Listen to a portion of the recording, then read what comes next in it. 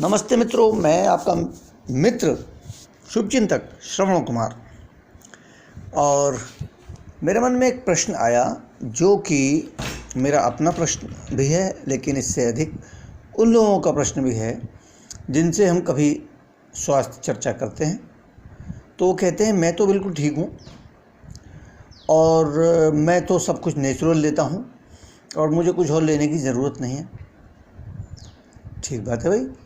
अगर मैं इस हेल्थ के व्यवसाय में ना होता तो शायद मैं भी उन्हीं में से एक होता, क्योंकि ऊपर से तो हम ठीक लगते हैं ना, हाथ पांव बिल्कुल ठीक चल रहे हैं, भले ही आंखों पे चश्मा चढ़ जाए लेकिन हम अपने आप को ठीक समझते हैं। मैं भी ठीक समझता था, लेकिन मैं कभी कभी ऐसा महसूस करता हूँ कि आंखों पर अगर चश्मा चढ़ा हुआ है तो ये भी एक कमी तो है ना शरीर की।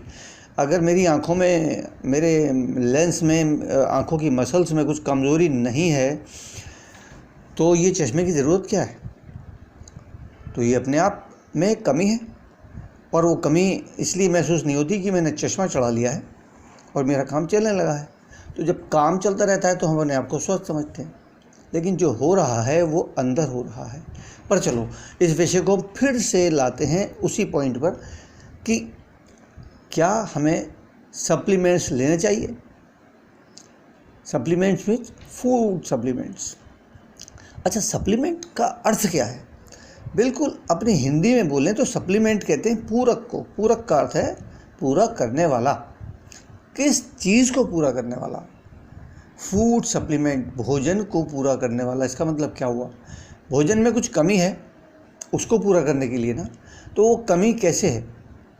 ऐसा समझिए कि एक मैंने सेमिनार अटेंड किया था, उसमें उन्होंने बताया कि कुछ वर्ष पहले, कुछ का मतलब 2-4 वर्ष नहीं है, हो सकता है 10-15 वर्ष हो या 20 वर्ष भी हो, इतने वर्ष पहले जितना विटामिन सी एक संतरे में होता था, आज उतना विटामिन सी 7 संतरों में निकलता है। इसका मतलब क्या है कि उतना विटामिन सी जो हम समझते हैं एक संतरा खा लिया काफ़ी है, वो काफ़ी नहीं हुआ। पहली बात तो ये है कि रोज़ाना कौन संतरा खा रहा है? तो विटामिन सी का हम क्या ले रहे हैं ऐसा रोज़ाना? और ये हम जानते हैं कि विटामिन सी और कुछ नहीं तो हमारी इम्यूनिटी के हिसाब से हमें मालूम है कि विटामिन सी बहुत अच्छी चीज़ है। हम नींबू लेते हैं, आधा नींबू निचोड़ लिया हमने चौथे दिन और हमने समझा कि हमारी तो इम्यूनिटी बढ़िया चल रही है। मित्रों, ये भ्रम है हमारा, ये हमारी अबोधता है। वो मैं किस आधार पर कह रहा हूँ कि मैं जब स्टडी करता हूँ, मैं जब ये लिटरेचर देखता हूँ तो उसमें दिया हुआ है कि कितने mg कौन सा विटामिन लेने के लिए हमें कितना खाद्य पदार्थ लेना पड़ेगा। ठीक है, पर हम अभी केवल सप्लीमेंट पर रहेंगे। साथ में कोई बात आ जाती है तो मैं आपको उससे जोड़ लेता हूँ। तो पूरक का ज़रूरत क्या है पूरक की? तो अब ये देखिए, हम जो खाना खा रहे हैं, हम जो भोजन ले रहे हैं, अगर उसमें सब कुछ पर्याप्त होता तो हमें कुछ और लेने की ज़रूरत थी क्या? अच्छा, दिल पे हाथ रख के सोचिए, 50-60 साल पहले हम जो भोजन खाते थे, अगर हम 50-60 साल के हैं या उससे अधिक के हैं, तो उस भोजन में जो पोषण था या उसे बोलें ताकत थी, वो आज के भोजन में है क्या? नहीं है ना। हम अभी शुद्धता अशुद्धता की बात ही नहीं कर रहे, अभी तो हम ये बात कर रहे हैं कि भोजन में वो सब कुछ है या नहीं। ठीक है। दूसरी बात, ऐसा क्यों है, क्यों नहीं रहा? क्योंकि NKP फर्टिलाइज़र्स लगाने से पोषक तत्व अधिकतर नष्ट हो जाते हैं। ये लिखा हुआ है डॉक्टर रे स्ट्रैंड MD की पुस्तक में। तो अगर अधिकतर पोषक तत्व NKP फर्टिलाइज़र्स के लगाने से नष्ट हो गए तो अधिकतर का मतलब तो मैं समझता हूँ कि 60% से अधिक ही है। ठीक है। अब दूसरा पक्ष देखिए, प्रोडक्शन बढ़ गया। प्रोडक्शन बढ़ गया, जितने क्षेत्र में 4 मन गेहूँ होता था, मान लो 1 बीघा में 4 मन गेहूँ होता था, आज हो रहा है 15 मन। तो दाने अधिक बढ़ गए, एरिया वही रहा। उस एरिया में जितनी ताकत थी ज़मीन में, वो प्रति दाना डिवाइड हो गई। तो एक दाने में कम हुआ। हम खाना उतना ही खाते हैं जितने हमारे पूर्वज खाते थे। या पूर्वज से बहुत पुरानी बात नहीं कर रहे हम। पूर्वज का मतलब हमारे पिताजी, हमारे पिताजी के पिताजी जितना खाते थे, आज हम उतना खाते हैं क्या? हमारी खुराक उनसे मेरे विचार से चौथाई नहीं तो 1/3 तो रह गई है। क्यों? फिजिकल लेबर करते थे वो, हर जगह पैदल जाते थे वो, तो शरीर का आंतरिक तंत्र बढ़िया चलता था, भूख लगती थी बढ़िया करके, और थकते थे तो नींद आती थी बढ़िया करके। उनके स्वस्थ रहने का राज ये भी था, दूसरे राजों के अलावा। तो शारीरिक श्रम हम उतना नहीं करते, तय है। और भूख इसलिए घट गई और खुराक भी घट गई। और खुराक में वो ताकत क्यों नहीं रही? क्योंकि न्यूट्रिशन नहीं रहा खाने में। अब कभी कभी हम हमारे भोजन में आधुनिकता के नाम पर या कभी कभी के नाम पर हम ऐसी चीज़ें खा लेते हैं जिसमें कैलोरी बहुत होती हैं लेकिन न्यूट्रिशन नहीं होता, टेस्ट होता है। तो इसका मतलब क्या है? न्यूट्रिशन कितना मिला हमारे शरीर को, सेल्स को हमारे? जो हम खाते हैं वो हमारे सेल्स के लिए कच्चा माल होता है। और हमारे खाने में अगर पोषक तत्व नहीं हैं पूरे, तो सेल क्या करेगा बेचारा? उसी के हिसाब से बनाएगा ना। अच्छा, दूध, अधिकतर लोग तो दूध नहीं पीते हैं, एडल्ट्स खास तौर से। क्यों? बच्चों को भी पूरा पड़ जाए। लेकिन जो पीते हैं वो भी समझ लें कि जितना दूध का वास्तव में उत्पादन है उससे कई गुने की खपत है। मतलब रियल उत्पादन जो है पशुओं के हिसाब से, वो उस जितना हमको सप्लाई हो रहा है उसका 1/4 ही है। तो हम कितना कृत्रिमता वाला दूध पी रहे हैं या उससे बनी मिठाई खा रहे हैं, कितनी उसमें एडल्ट्रेशन है, कितना उसमें मिलावट है। और क्यों हमें लेना चाहिए न्यूट्रिशन? आप देखिए कि जिस समय पुलिस की भर्ती होती है, आर्मी की भर्ती होती है, तो आपको झुंड के झुंड युवकों के दौड़ते मेहनत करते दिखाई देते हैं ना। तो वो स्पेशल खुराक भी लेते हैं, पहले से ही लेते हैं। जब वो तैयारी कर रहे होते हैं तो उससे पहले से शुरू कर देते हैं या साथ साथ भी शुरू कर देते हैं, कई महीने की प्रैक्टिस करते हैं। लेकिन 25% युवक तो कैल्शियम की कमी के कारण से रिजेक्ट हो जाते हैं पुलिस की भर्ती में, और वही आर्मी की भर्ती में 50% रिजेक्ट हो जाते हैं। इसका मतलब क्या है? जो स्टैंडर्ड होना चाहिए हड्डियों का वो नहीं है। वो कब है? वो तो तब है ये हाल जबकि वो लोग मतलब विशेष खुराक खा रहे हैं। विशेष खुराक खा रहे हैं ना, तैयारी में सेलेक्ट होने के लिए, स्टेमिना ज़बरदस्त बनाने के लिए। तो जो लोग नहीं खा रहे विशेष खुराक, उनका क्या हाल होगा? आज 25 साल के युवक की हड्डियां 40 साल के प्रौढ़ के समान हैं, तो उनका बुढ़ापे में क्या हाल होगा? 30-32 साल की उम्र से हड्डियों में डिप्लीशन शुरू हो जाता है। तो बुढ़ापा जल्दी आएगा या नहीं आएगा उन्हें? तो उनकी आयु कितनी कम हो जाएगी? तो ये इफ़ेक्ट आज थोड़ी दिखाई दे रहे हैं। रिकेट्स लौट रहा है, ये सर्वे है।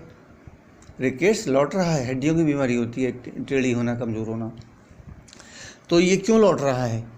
न्यूट्रिशन गैप ही है, उसी के कारण से लौट रहा है। तो आप जो ले रहे हैं नेचुरल, उस नेचुरल पे आ जाऊं तो अभी वो भी आप हैरान हो जाएंगे।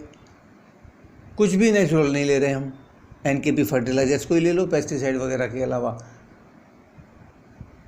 पानी कैसा लग रहा है खेत में मालूम नहीं। दूध नेचुरल है क्या? कौन से चारे को खा रहे हैं वो पशु जो जिनका दूध लेकर आते हैं आप और हम? अगर हम सामने का दूध लाते हैं तब इंजेक्शन वो फिर भी ठोक देता है। क्या नेचुरल ले रहे हैं हम? नमक, बुरा हाल है नमक का भी, केमिकल से साफ़ होता है और उसका सील हटाने के लिए एक केमिकल और लगाया जाता है, बहुत भयंकर है वो। तो न्यूट्रिशन के लिए जो हमें चाहिए वो है नहीं। विटामिन डी 80% लोगों में कम है, कैल्शियम तो 2/3 में कम है ही है, और आयरन का 80% लेडीज़ में आयरन कम है। जेंट्स की भी हालत कोई बहुत बढ़िया नहीं है। मैं समझता हूँ 50-60% तो जेंट्स की भी आयरन की कमी बहुत बढ़िया नहीं है। ये जल्दी गुस्सा आना आयरन की कमी का भी द्योतक है। इरिटेशन आयरन की कमी का द्योतक है। पॉजिटिव मेंटल एटीट्यूड अगर हमारा नहीं है, 100% तो बिरलों का ही होता है, लेकिन एवरेज से भी अगर कम है तो न्यूट्रिशन की कमी है। विटामिन और मिनरल का महत्व तो आप समझते हैं। तो जब सब्जी टूटी खेत की पौधे से या फल टूटा डाल से, तो न्यूट्रिशन 1% पर आवर के हिसाब से घटना शुरू हो जाता है। तो हमारे तक आते आते सब्जी भी हफ्ता भर ले लेती है हमारी थाली में आते आते। टूटी, फिर अगले दिन गई मंडी को, मंडी से फिर सब्जी खरीदने वाले पहुँचे, सब्जी खरीदने वाले आपके पास आए, फिर आपने 1 हफ्ते की खरीद ली, 3-4 दिन की खरीद ली, फ्रिज की शोभा बढ़ा रही है, उससे भी न्यूट्रिशन गया। फिर आप कुकिंग कर रहे हैं, कुकिंग से पता कितना कम हो जाता है। अभी राजीव दीक्षित जी की सीडी सुन रहा था मैं, उसमें उन्होंने बताया कि कुकर में खाना बनाने से अरहर की दाल का न्यूट्रिशन कितना रह गया था, 13%। तो सब्जी में क्या बचा है?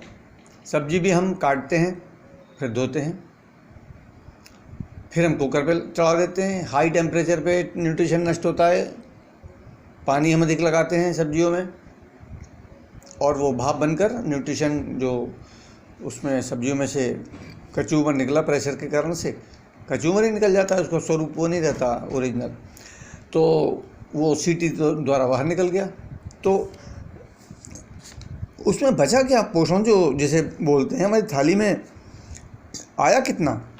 और दूसरी चीज़ क्या है? चबाना वगैरह तो है ही है। चबाना, कितने लोग हैं जो 32 दांत हैं तो 32 बार चबा रहे हैं? इतनी मेहनत करके हम पैसा बनाते हैं, कमाते हैं, और खाना कितनी देर में खा लेते हैं? मैं समझता हूँ 5-7 मिनट में,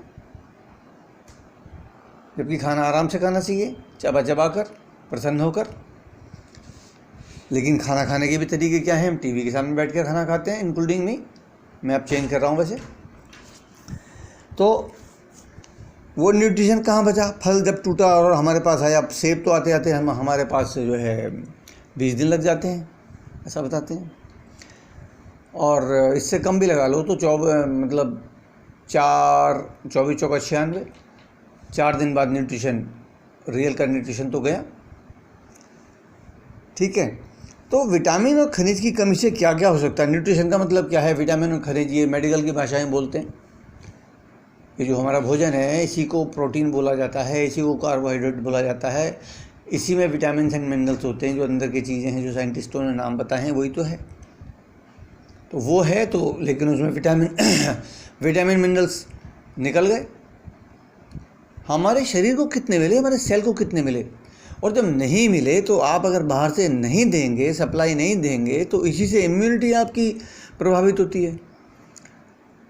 जब इम्यूनिटी कम है, आपके आंतरिक सेना है इम्यूनिटी, उस पर अगर हथियार कम हैं, गोला बारूद कम है, तो शत्रु से कैसे लड़ेंगे वो? तो शत्रु हावी हो जाएगा, नहीं हो जाएगा। तो बहुत सारे लोग ऐसे हैं जो न्यूट्रिशनल गैप के कारण से होते हैं, लेकिन पता बहुत लेट चलते हैं। तो क्या इनसे लगता है कि न्यूट्रिशन की ज़रूरत है हमें बाहर से लेने की? क्यों? जब जिस भोजन को हम ले रहे हैं उसमें न्यूट्रिशन जब है ही नहीं, बच्चों की ग्रोथ कम हो रही है, क्यों? प्रोटीन की कमी से। प्रोटीन भी जो क्वालिटी प्रोटीन है, 9 एसेंशियल अमीनो एसिड्स वाला, वो भोजन में है नहीं, तो ग्रोथ कम नहीं होगी तो भैया क्या होगा, है ना? तो इसी का संबंध और भी बातों से निकलता है, पॉकेट से निकलता है, क्योंकि हम सुन के भी और अनसुरा कर देते हैं, अरे ठीक है, मैं भी इतना बड़ा था इतनी उम्र में, मैं एकदम बड़ा हूँ इतनी उम्र के बाद, ऐसे करके हम लोग तर्क देते हैं और हम उसको टाल देते हैं। तो इस वार्ता को और भी बढ़ाया जा सकता है, लेकिन और बढ़ाने की बजाय हम उसको कहीं और कवर कर लेंगे, किसी और विषय पर जब बनाएंगे तो। लेकिन मैं आपको इसका एक सुझाव दे सकता हूँ, अगर आप सहमत हैं, आप समझ रहे हैं कि हाँ न्यूट्रिशन की ज़रूरत तो है, हमारा जो डाइटरी गैप है, जो हमारा न्यूट्रिशनल गैप है, वो बहुत ज़्यादा है, और उसको भरने के लिए हमें कुछ ना कुछ लेना चाहिए अपने और अपने प्रियजनों के स्वास्थ्य के लिए। तो मैं आपको एक सजेशन देना चाहूँगा, वो ये है कि आपको जितना आरडीए के अनुसार विटामिन एंड मिनरल्स हैं, वो अगर आपको लेने हैं वो लीजिए आप न्यूट्रीलाइट का। न्यूट्रीलाइट डेली के नाम से आता है, इसका नाम डेली भी इसीलिए रखा गया है कि ये रिकमेंडेड है कि इतने मिनरल, 11 मिनरल और 13 विटामिन ये तो हमें मिनिमम हेल्थ के लिए मेंटेन करने के लिए लेने चाहिए, जबकि ये रिकमेंडेड डेली अलाउंस 50 साल से अधिक पुराना है। आज के हिसाब से ये बढ़ जाना चाहिए। तो फिर भी something is better than nothing, उससे आपकी पूर्ति ये माना जा सकता है हो सकती है, क्योंकि RDA भी बदला नहीं गया है और फिर भी बहुत बढ़िया है, बहुत इफ़ेक्टिव है और 100% ऑर्गेनिक है, न्यूट्रिलाइट का बनाया हुआ है, इसलिए शुद्ध है और सुरक्षित है। पौधों को और सब्जियों के मेन एक्टिव इंग्रेडिएंट से तैयार है। केवल 18 रुपये की एक टैबलेट से आप इतनी सारी पूर्तियाँ कर सकते हैं कि आपको लगेगा कि यार इससे सस्ता कुछ भी नहीं, और ये तो ज़रूरी है ही है। इसके साथ ही मैं इस बात को यहीं विराम देता हूँ और आपको मुझसे ये अगर कैसे मिलेगी, और सीधे अगर आप डायरेक्ट कंपनी से लेंगे, मैन्युफैक्चरर से लेंगे, तो आपको बीच में कोई गड़बड़ करने वालों से बचे रहेंगे आप, और कंपनी की गारंटी तो है ही है। तो आप मुझसे संपर्क कर सकते हैं 9870783551 पर, और मैं आपके लिए इसकी व्यवस्था करूँगा। आपको कैसे ये 18 रुपये से कम की बैठेगी इसका भी रास्ता है, कैसे ये फ्री की बैठ सकती है इसका भी रास्ता है, और इसलिए निसंकोच आएँ। ये जो ज़रूरत है ये तो है ही है, ये देखो सच है।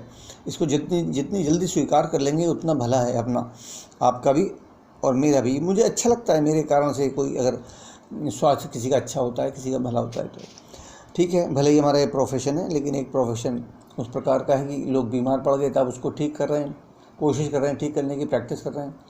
और ये है कि हम आपको बीमार होने से ही बचाएं, क्योंकि बीमार होने के कारण क्या है वो मैंने आपको अभी बताए। तो इससे अच्छा कुछ नहीं है।